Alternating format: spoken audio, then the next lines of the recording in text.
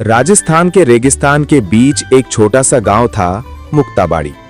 ये गांव अपनी गर्म हवाओं और रेत के तूफानों के लिए तो जाना ही जाता था, लेकिन साथ ही एक रहस्य के लिए भी मशहूर था।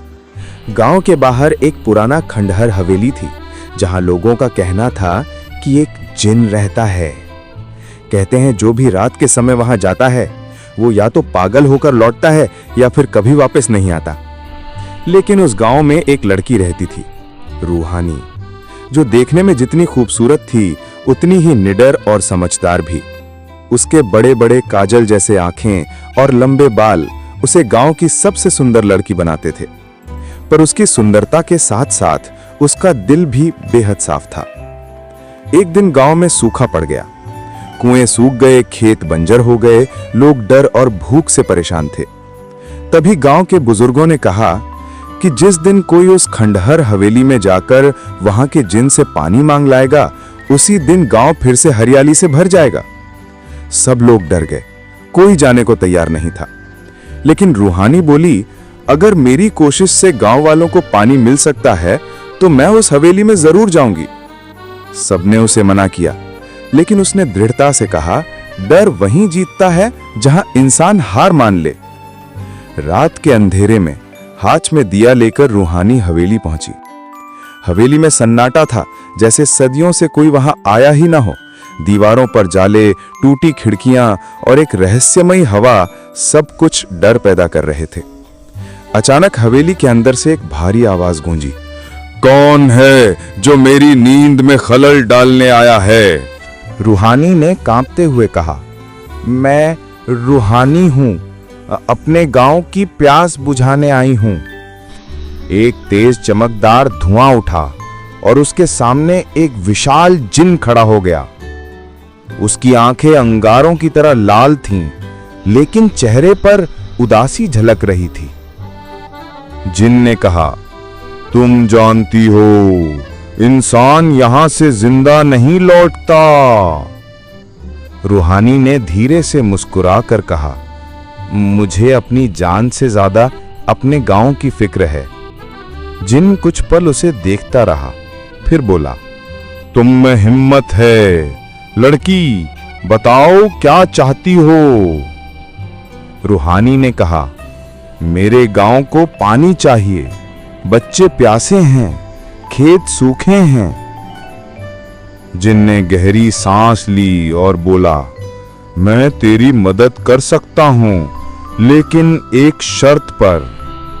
रूहानी ने पूछा, कौन सी शर्त? जिन ने कहा, तुम्हें अपनी सुंदरता मुझे देनी होगी।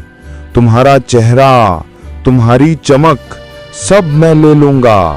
बदले में तुम्हारा गांव सदा हरा भरा रहेगा। रूहानी ने कुछ क्षण सोचा। उसने आईने में खुद को देखा, वो चेहरा जो सबको मोह लेता था। लेकिन फिर उसने अपने गांव के बच्चों की सूखी आंखें याद की। वो बोली, अगर मेरी सुंदरता से गांव को जीवन मिल सकता है तो मैं खुशी खुशी ये सौदा मंजूर करती हूं। जिन ने अपना हाथ हवा में लहराया। अचानक हवेली हिलने लगी, आसमान से बादल उमड़ आए, बिजली कड़कने लगी और कुछ ही पलों में मूसलाधार बारिश शुरू हो गई। रेगिस्तान में पहली बार नदियां बहने लगीं। लोग खुशी से झूम उठे। लेकिन जब रूहानी ने आईने में खुद को देखा, वो पहचान में नहीं आई। उसका चेहरा झुर्रियों से भर गया था, उसकी आंखों की चमक चली गई थी। जिन ने कहा, तुमने अपनी सुंदरता देकर सबका जीवन लौटा दिया, अब तुम्हारा नाम सदा याद रखा जाएगा। अगली सुबह जब गांव वाले रूहानी को देखने आए तो कोई उसे पहचान नहीं पाया। लेकिन जब उन्होंने उसकी आवाज सुनी, सब रो पड़े।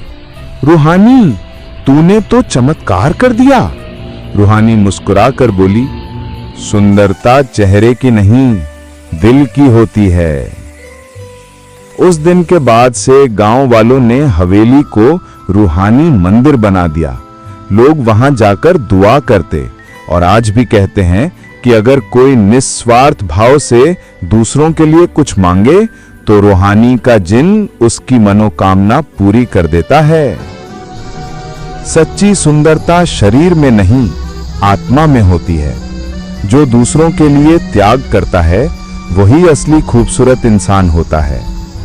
लालच से नहीं, प्रेम और साहस से बड़ा चमत्कार होता है। चेहरे की सुंदरता समय के साथ मिट जाती है, पर दिल की सुंदरता सदा जीवित रहती है। जो डर पर जीत पा लेता है वही सच्चा नायक कहलाता है।